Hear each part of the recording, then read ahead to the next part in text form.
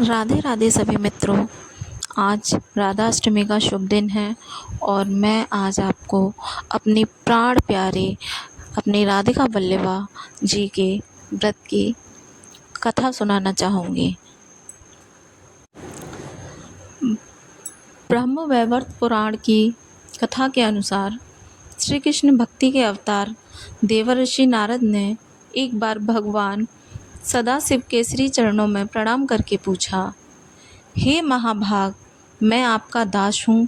बताइए, श्री राधा देवी लक्ष्मी हैं या देव पत्नी महालक्ष्मी हैं या सरस्वती हैं? क्या वे अंतरंग विद्या हैं या वैष्णवी प्रकृति हैं?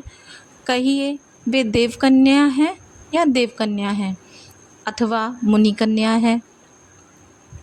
नारद जी की बात सुनकर सदाशिव बोले, हे मुनिवर, एक मोह में से अधिक क्या कहूँ।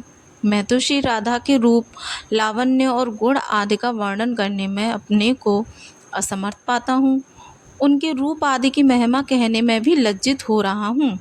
तीनों लोकों में कोई भी ऐसा सामर्थ्य नहीं है जो उनके रूपादि का वर्णन करके पार पा सके। उनकी रूप माधुरी जगत को मोहने वाले श्री कृष्ण को भी मोहित करने वाली है। यदि अनंत मुख से चाहूँ तो भी उनका वर्णन करने की मुझ में क्षमता नहीं है। नारद जी बोले, हे प्रभु, श्री राधिका जी के जन्म का महोत्सव सब प्रकार से श्रेष्ठ है। भक्तवत्सल, उसको मैं सुनना चाहता हूँ। मैं महाभाग सब व्रतों में श्रेष्ठ व्रत श्री राधा अष्टमी के विषय में मुझको सुनाइए। श्री राधा जी का ध्यान कैसे किया जाता है, उनकी पूजा अथवा स्तुति किस प्रकार होती है, यह सब मुझसे कहिए। ये हे सदाशिव, उनकी चर्या, पूजा विधान तथा अर्चन विशेष सब कुछ मैं सुनना चाहता हूँ। आप बतलाने की कृपा करें। शिवजी बोले, वृषभानुपुरी के राजा वृषभानु महान उदार थे। वे महान कुल में उत्पन्न हुए तथा सब शास्त्रों के ज्ञाता थे। अणिमा महिमा आदि 8 प्रकार की सिद्धियों से युक्त श्रीमान, धनी और उदार चेता थे। वे संयमी, सुविचार से युक्त तथा श्री कृष्ण के आराधक थे। उनकी भार्या श्रीमती श्रीकीर्ति थीं। वे रूप यौवन से संपन्न थीं और महान राजकुल में उत्पन्न हुई थीं। महालक्ष्मी के सम्मान भव्य रूप वाली और परम सुंदरी थीं। वे सर्व विद्याओं और गुणों से युक्त कृष्ण तथा महापतिव्रता थीं। कृष्ण भक्त तथा महापतिव्रता थीं।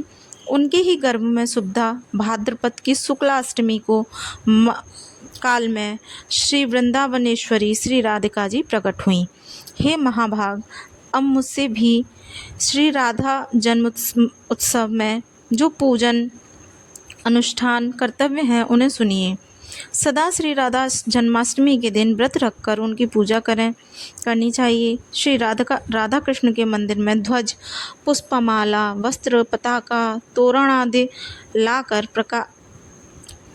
मंगल द्रव्यों से यथाविधि पूजा करनी चाहिए।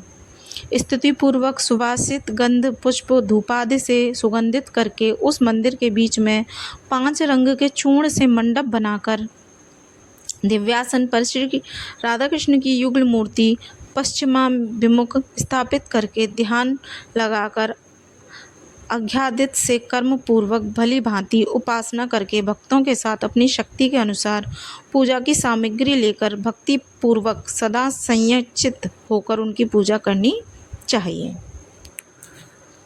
तो दोस्तों हम यहीं इस कथा को विराम देते हैं और आप सभी को फिर से एक बार राधा अष्टमी की हार्दिक शुभकामनाएं। तो जोर से बोलो, राधे राधे।